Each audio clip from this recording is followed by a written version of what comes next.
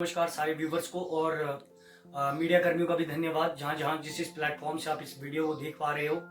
तो बात है तहसील ऑफिस की, जो घटना हुई है ये कल की वारदात है और जिनके साथ हुई है वो हमारे साथ मौजूद थे। मौजूद तो मैं भी था, लेकिन जो डॉक्यूमेंट्स थे वो काम इनका था।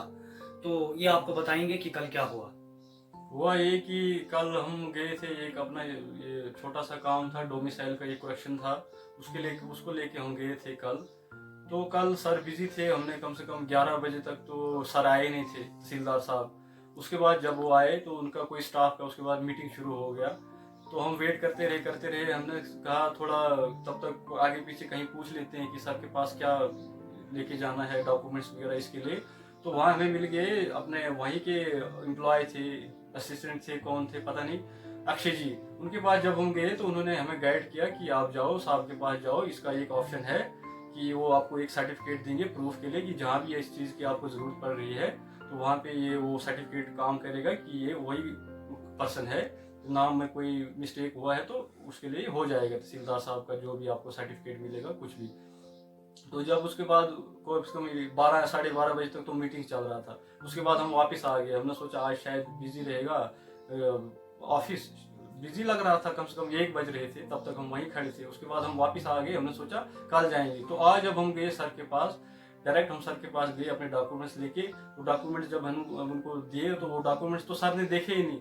हमने सिर्फ अपनी जुबानी कहा कि सर ये डॉक्यूमेंट्स का थोड़ा करेक्शन है डोमिसाइल का, तो इसका क्या प्रोसेस है थोड़ा बताओ, इसमें थोड़ा नाम का मिस्टेक हो गया है, सर ने गलत हो गया है, बाकी डॉक्यूमेंट से मैच नहीं हो रहा है। तो सर ने बताया तो इसमें मेरी गलती है क्या? हमने कहा नहीं सर, ये बात सुन के ही मतलब थोड़ा फील हुआ कि सर कैसे बोल रहे हैं हमारी गलती है। मैंने कहा नहीं सर, गलती हमारी है, या फिर जहाँ नेट पॉइंट से हमने ये सबमिट करवाया था ऑनलाइन तो उनकी गलती होगी। तो सर ने कहा कि वो नेट पॉइंट वाले को पहले जूते मारे आपने? मैंने कहा नहीं सर, थोड़ा मतलब मन में ही हंसी आई कि सर क्या बोल रहे हैं। हमने कहा नहीं सर, अब इसका थोड़ा प्रोसेस बताओ। चलो उसको कहाँ ढूंढेंगे, हमने 2022-23 में बनाया था डोमिसाइल।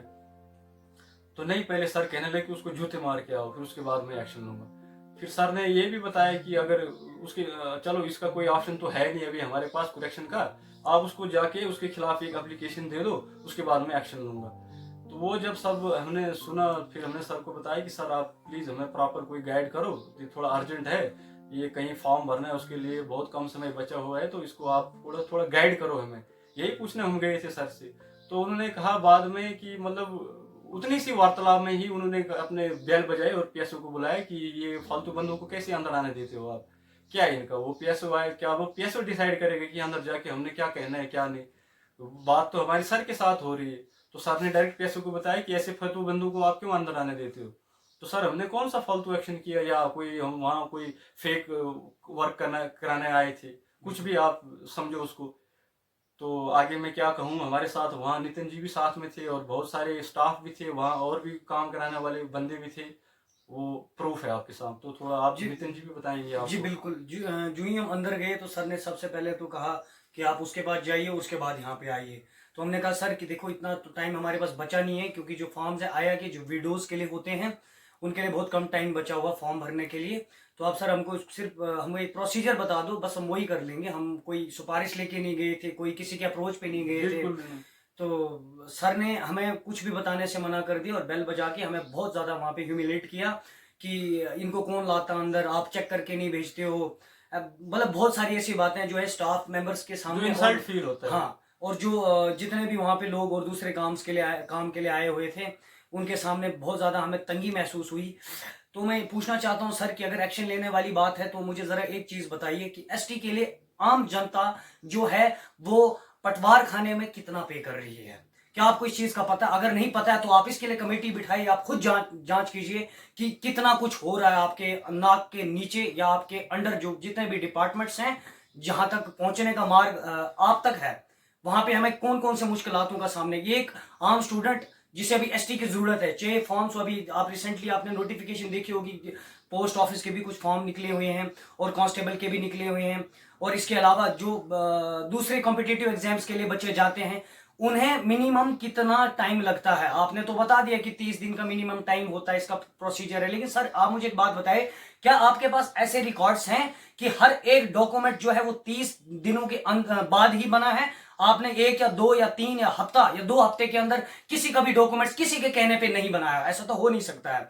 लेकिन हमारा दुर्भाग्य है कि आज पाडर में माता रानी की दया से तो सब कुछ है हमारे पास। अभी कहने को हमारे पास लीडरांस हैं, कहने को हमारे पास एसटी है, कहने को हमारे पास ऐसे ऐसे पॉइंट्स हैं कि हम क्या ही कहें। स्टेज लेवल की बात करें तो लीडर्स बहुत कुछ कहते हैं कि आज हमने पाडर में ये कर दिया, आज हमने पाडर में वो कर दिया। तो मैं बीडीसी डीडीसी सर को भी, जो एक्स बीडीसी सर हैं और जो करंट हमारे डीडीसी सर है, मैं उनसे भी कहना चाहता हूं कि आप लोग तहसील जो है अठोली में, आप लोग अठोली में हो, तो आपको पता है कि ये ऑफिसर लोग हमसे या आम जनता से किस तरीके से सलूक कर रहे हैं। तो बाकी जनता खुद समझदार है, उन्हें पता है कि क्या करना है क्या नहीं करना है। मेरी डीसी साहब से और सुनील शर्मा साहब से भी ये आग्रह रहेगा कि आप इस मैटर पे थोड़ा कंसर्न रहें। ये सिर्फ इतनी बात नहीं है, जो ह्यूमिलेशन हमें वहां सहनी पड़ रही थी, हमारे तो जैसे आंसू निकलने वाले थे। ऐसा हमें प्रतीत हुआ कि शायद हम बिना किसी अप्रोच के या बिना किसी के फोन के हम एक आम इंसान अपना काम नहीं करवा सकता है। धन्यवाद। और सबसे बड़ी बात कि एक ऑफिसर सर, अपने तहसीलदार साहब, उनका ऐसी बात करना, वो तो बिल्कुल मतलब अफसोस फील हो रहा है कि एक सर, उतने एजुकेटेड पर्सन ऐसी बात करेंगे कि ऐसे लोगों को आप कैसे अंदर आने देते हो। तो शेमलेस है ये, क्या ही बताऊं अब मैं। चलो फिर हम लोग तो चलो आप तक पहुंच गए, हम लोग तो चलो मीडिया तक बोलने की हिम्मत रख पाते हैं, हम लोग तो चलो थोड़े से एजुकेशन के माध्यम से अपने राइट्स जानते हैं, अपने फंडामेंटल राइट्स जानते हैं कि हमने कहाँ पे क्या करना है। और इस बात को डायरेक्टली हम डीसी साहब तक भी पहुंचाएंगे। और अपने सुनील जी आज आ रहे हैं शायद पार्डर में, ऐसा हमने सुना है, और उनके पास भी ये कंप्लेंट हम लेके जाएंगे, क्योंकि ऐसा ये तो नाइंसाफी वाली बात है। ऐसी वार्तालाप करना है एक आम इंसान के साथ, तो फिर क्या ही सोचना है। ये तो मतलब बिल्कुल अफसोस वाली फीलिंग्स आ रही है। Thank you.